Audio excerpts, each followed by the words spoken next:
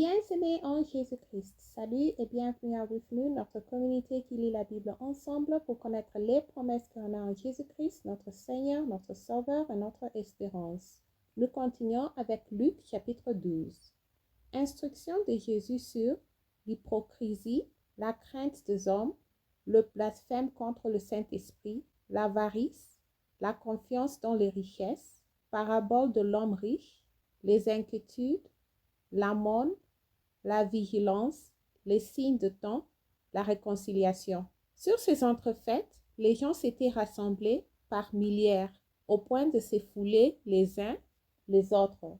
Jésus se mit à dire à ses disciples, « Avant tout, gardez-vous du levain des pharisiens, qui est l'hypocrisie. Il n'y a rien de caché qui ne doive être découvert, ni de secret qui ne doive être connu. C'est pourquoi tout ce que vous aurez dit dans les ténèbres sera entendu dans la lumière. Et ce que vous aurez dit à l'oreille dans les chambres sera prêché sur les toits. Je vous dis à vous qui êtes mes amis, ne craignez pas ceux qui tuent le corps et qui, après cela, ne peuvent rien faire de plus. Je vous montrerai qui vous devez craindre. Craignez celui qui, après avoir tué, a le pouvoir de jeter dans la géhenne. Oui, je vous l'ai dit, c'est lui que vous devez craindre. Ne vendons pas 5 penserons pour 2 sous. Cependant, aucun d'eux n'est oublié devant Dieu.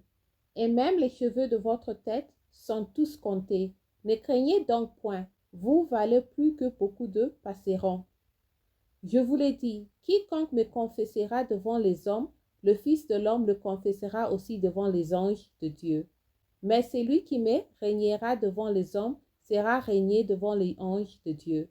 Et quiconque parlera contre le Fils de l'homme, il lui sera pardonné. Mais à celui qui blasphémera contre le Saint-Esprit, il ne sera point pardonné. Quand on vous mènera devant les synagogues, les magistrats et les autorités, ne vous inquiétez pas de la manière dont vous vous défendrez, ni de ce que vous direz. Car le Saint-Esprit vous enseignera à l'heure même ce qu'il voudra dire. Amen. Quelqu'un dit à Jésus, du milieu de la foule, « Maître, dis à mon frère de partager avec moi notre héritage. » Jésus lui répondit, « Ô homme, qui m'a établi pour être votre juge ou pour faire vos partages? » Puis il leur dit, « Gardez-vous avec soin de toute avarice, car la vie d'un homme ne dépend pas de ses biens, fut-il dans l'abondance. » Et il leur dit cette parabole. Les terres d'un homme riche avaient beaucoup rapporté. Et il raisonnait en lui-même, disant, « Que ferai-je, car je n'ai pas de place pour serrer ma récolte. Voici, dit-il, ce que je ferai. J'abattrai mes greniers, j'en bâtirai de plus grands. J'y amasserai toute ma récolte et tous mes biens. Et je dirai à mon homme, tu as beaucoup de biens en réserve pour plusieurs années. Repose-toi, mange, bois et réjouis-toi. » Mais Dieu lui dit, « Insensé, cette nuit même ton homme te sera redemandé. Et ce que tu as préparé, pour qui cela sera-t-il? » Il en est ainsi de celui qui amasse des trésors pour lui-même et qui n'est pas riche pour Dieu. Jésus dit ensuite à ses disciples, « C'est pourquoi je vous dis, ne vous inquiétez pas de votre vie, de ce que vous mangerez, ni pour votre corps, de quoi vous serez vêtus. La vie est plus que la nourriture, et le corps plus que le vêtement. Considérez les corbeaux, ils ne sèment ni se moissonnent, ils n'ont ni cellier ni grenier, et Dieu les nourrit. Combien ne valez-vous pas plus que les oiseaux? Qui de vous, par ses inquiétudes, peut ajouter une coudée à la durée de sa vie? Si donc vous ne pouvez pas même la moindre chose, pourquoi vous inquiétez-vous du reste? Considérez comment croissent les lits. Ils ne travaillent ni ne filent. Cependant, je vous dis que Salomon même, dans toute sa gloire, n'a pas été vêtu comme l'un d'eux.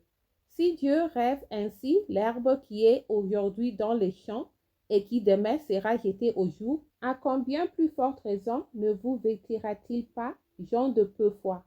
Et vous, ne cherchez pas ce que vous mangerez et ce que vous boirez, et ne soyez pas inquiets.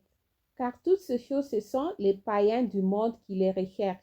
Votre Père sait que vous avez besoin. Cherchez plutôt le royaume de Dieu et toutes ces choses vous seront données par-dessus. Amen.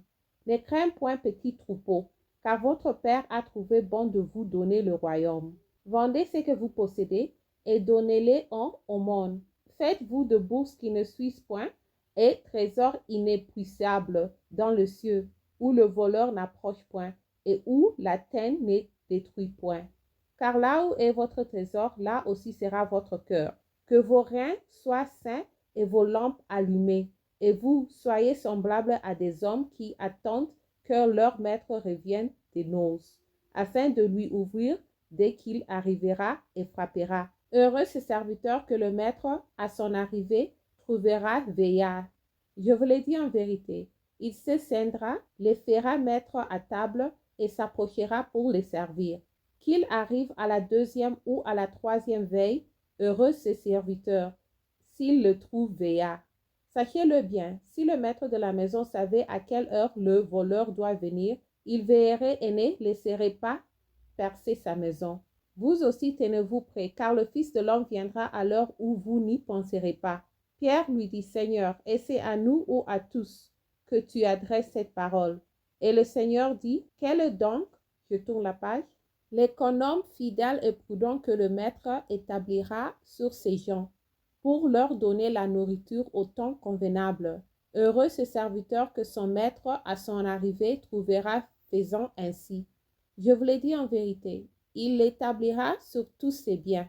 Mais si ce serviteur dit en lui-même, mon maître tarde à venir, s'il s'est mis à battre les serviteurs et les servantes, à manger, à boire et à s'enivrer, le maître de ces serviteurs viendra le jour où il ne s'y attend pas et à l'heure qu'il ne connaît pas. Il le mettra en pièces et lui donnera sa part avec les infidèles. Le serviteur qui, ayant connu la volonté de son maître, n'a rien préparé et n'a pas agi selon sa volonté, sera battu d'un grand nombre de coups. Mais celui qui ne l'aya pas connu, a fait des choses dignes des châtiments, sera battu de peu de coups. On demandera beaucoup à qui l'on a beaucoup donné, et on exigera davantage de celui à qui l'on a beaucoup confié. Je suis venu jeter un feu sur la terre, et qu'ai-je à désirer s'il est déjà allumé? Il est un baptême dont je dois être baptisé, et combien il me tarde qu'il soit accompli. Pensez-vous que je sois venu apporter la paix sur la terre? Non, vous dis-je, mais la division. Car désormais, 5 dans une maison seront divisés, 3 contre 2 et 2 contre 3. Le père contre le fils et le fils contre le père. La mère contre la fille et la fille contre la mère. La belle-mère contre la belle-fille et la belle-fille contre la belle-mère. Il dit encore aux foules, quand vous voyez un nuage s'élever à l'Occident, vous dites aussitôt, la pluie vient, et il arrive ainsi. Et quand vous voyez souffler le vent du midi, vous dites, il fera chaud, et cela arrive. Hypocrite, vous savez discerner l'aspect de la terre et du ciel. Comment ne discernez-vous pas ces temps ici? Et pourquoi ne discernez-vous pas de vous-même ce qui est juste?